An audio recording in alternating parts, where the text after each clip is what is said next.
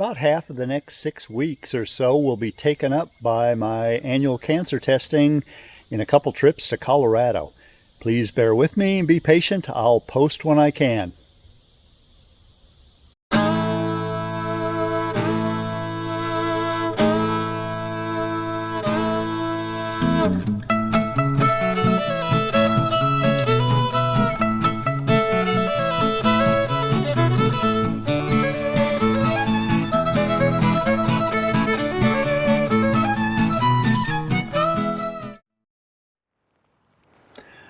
Welcome back to another extremely exciting video with me. I am Blair and you are watching Back to the Past. Gabby's helping me out like she always does. She's always lending a helpful hand and sometimes even gets a little bit in the way, like just bumping the tripod. So I am finally getting started on rafters. I actually got the ridge beam set. Well, I actually got that set before I went on the family reunion. I went to visit my family. And I've got everything to where I have identical dimensions from peak to peak and also from eave one end to the other on both sides. So everything is good and parallel. I've got the ends plumbed up as good as I can, but those I really won't get perfect probably until I start sheathing. For now, they're pretty close. I've got layout done on the tops of the beams and on each side of the ridge rafter. I went ahead and cut about a half a dozen rafters now, and one thing that I like to do is to cut a slot for joist hangers to fit into. That baby's tight.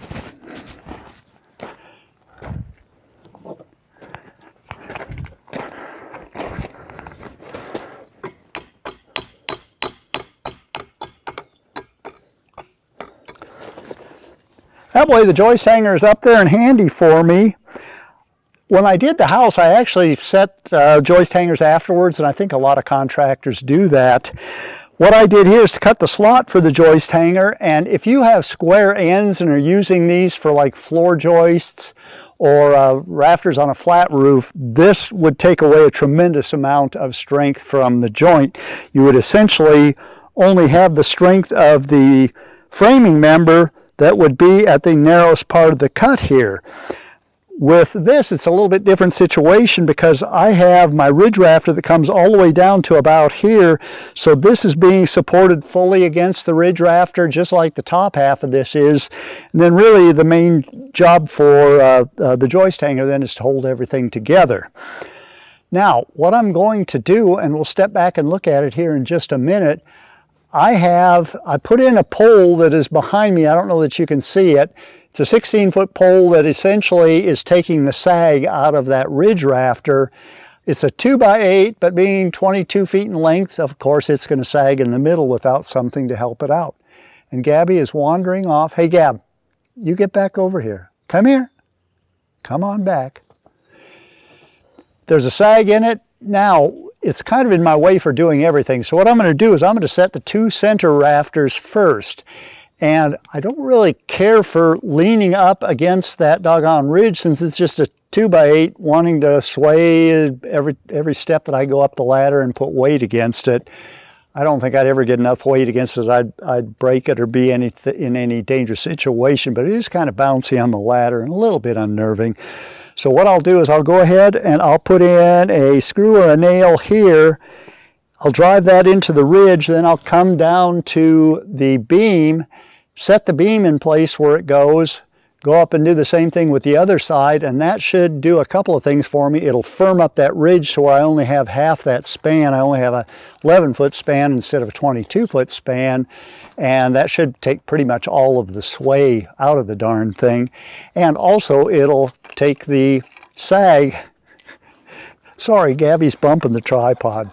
It'll take the sag out of that ridge rafter too, so it's going to kill a few birds with one stone, and then I can go ahead and get started with some of the other rafters. Now this slot, when I cut it, if you're trying to do these individually, it's kind of a pain in the rear end to do, but if you've got a stack of them here, it's real easy just to snap a line and just run your skill saw down the whole works at the same time.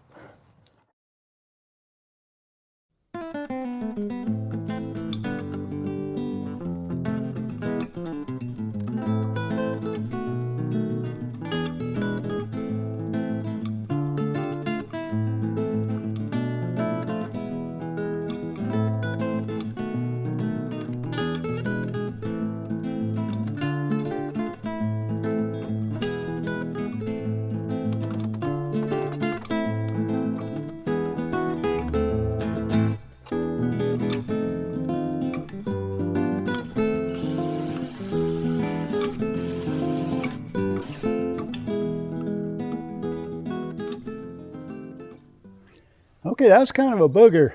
I got the long structural screw in that end.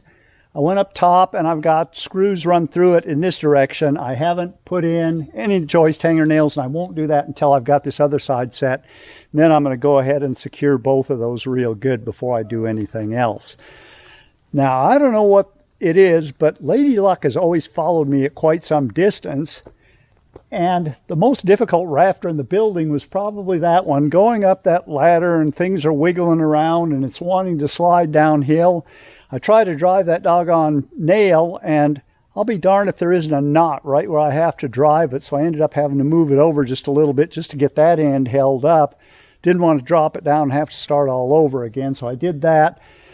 Once I got that end secure, I went back up the ladder, pulled the nail, moved it over a little bit, and like I said, I run a few screws through it from this side, so it's pretty well secured. This next one should be easier, mainly because I'm not bouncing around on everything, and I've got my screw gun up there, and I put a screw in instead of a nail this time, so I'm hoping that that'll eat its way through that knot.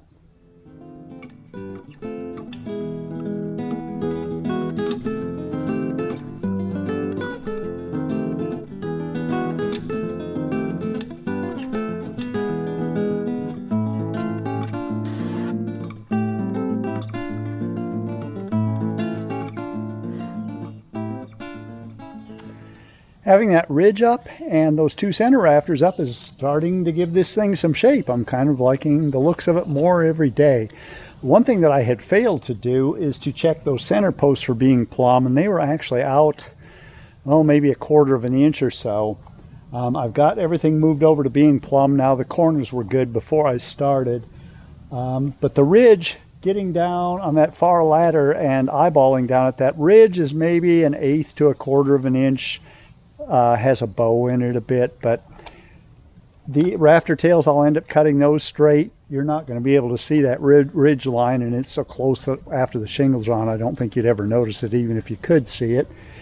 But that's the way it is. So I thought that I had enough 6-inch structural screws to do a number more rafters, but it turns out I only had enough to get those 2 up that I got up. So I did put in some, I've got all the Tico nails in now. I did put in a couple of connector plates, angle plates, on top of each beam connection.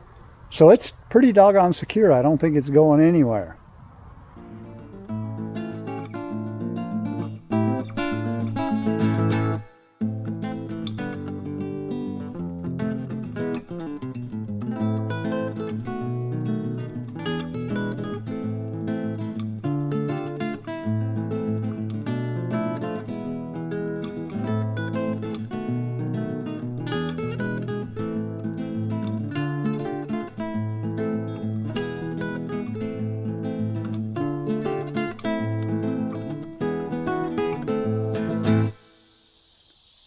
Okay, that has 6 of 30 of the rafters up there. You know what that means? I'm 20% done.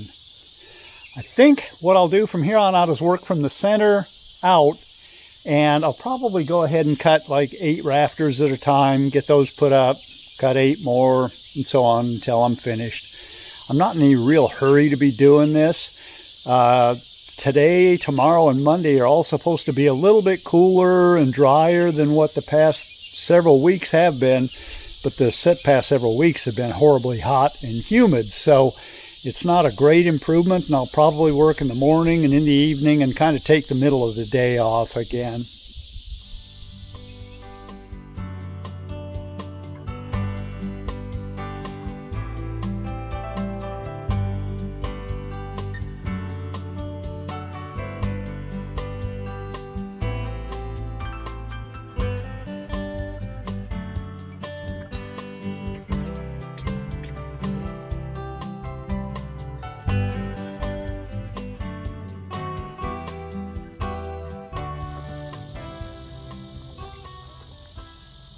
I had to wait for things to cool down a bit. It's about 6 o'clock in the evening, but finally I think it's cooled down enough to go back to work.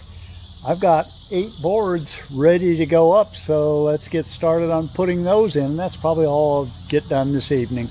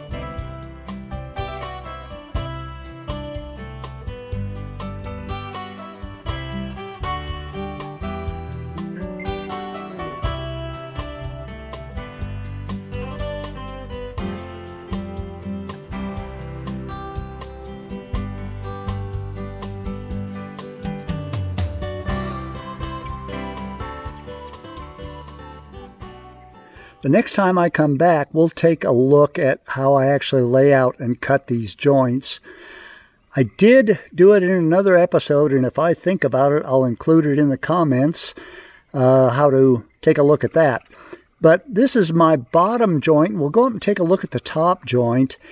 And the way that I do it, I think, is the easiest way I know how. It's easy to understand. It's easy to cut. And it's actually very accurate, too, because you're depending on just 2 measurements to do the whole thing. And the angles are already pretty much known, or they can be figured out. Let's take a look at what this joint looks like on top. Okay, I had mentioned earlier that this notch for the joist hanger, if it were on the level, would really reduce the usable part of the rafter to that much right there. When you're doing this on an angled rafter, you still have the full bearing of the heel of the cut, so you're really not losing anything. You're just making it a little easier to put together. After we've looked at how I lay out and make the rafter cuts, I'll probably take a few days off recording and then come back once I get all these rafters put into place. Well, I could tell you just to go back to episode 43 where I am framing the roof on the barn. That's quite some time ago, but that's too much like clickbait, so here I will explain it again, what I'm doing to lay out the rafters. As I said before, it's really very simple. It's easy to get measurements, it's easy to cut, it's easy to lay out, the whole works. So I'm going to start out with my chop saw, and on this I have it set, I don't know if we can see it, it might be a little bit too dark, but it's set at 33.5 degrees, which is what an 812 pitch roof comes out to, is 33 degrees on the framing square. Now, the one thing that I like to do, and this is just simply for accuracy, if we look at it, this 2x6 is really sitting in a pretty good position, but it's not perfect. And that is because lumber is not perfect. So what I like to do is set the end of the 6-foot level up against the fence, this edge of the 6-foot level right on the edge of the 2x6, and it doesn't look nearly so perfect anymore. So what we're going to do is to adjust this far end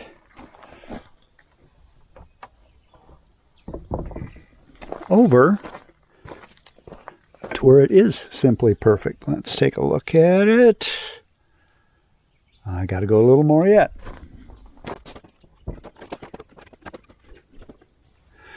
Okay, I think we have achieved perfection for this 33.5 degree 812 cut. And if you look at it, we got a little bit of a space there, but that's because of a bow in the end of this 2x6. Here we go.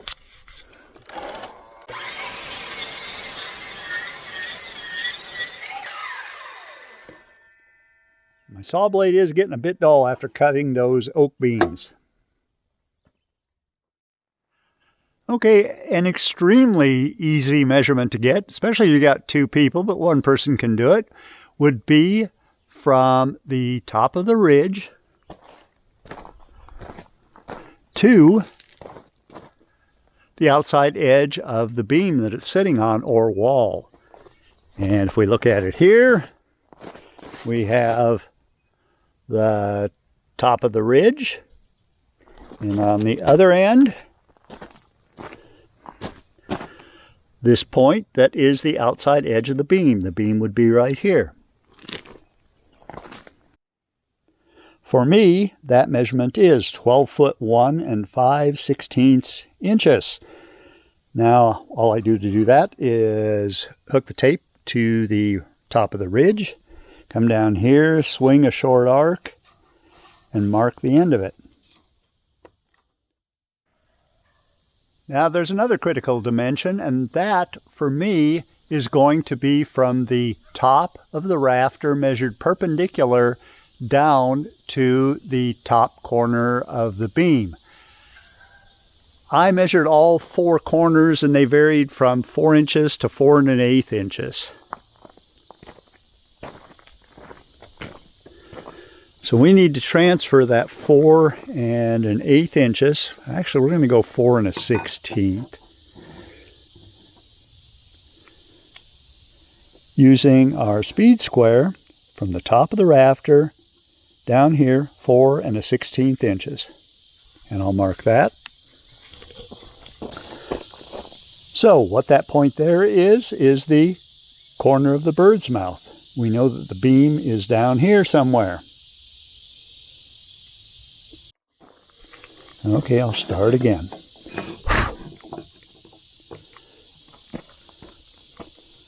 Now we know that we have an 8/12 pitch roof. So all we have to do is slide this back till it intersects with the intersection that we just marked and draw a line. Okay, so now this is the outside edge of the beam. We have the rest of the bird's mouth to cut out and how we arrive at that. In this case, we have an 8/12 pitch roof. So for every foot we go over, we go up 8 inches. And we have a ratio of 1.5 to 1 in doing that. So we can measure that on an 8/12 pitch roof, we have essentially a 2/3 ratio.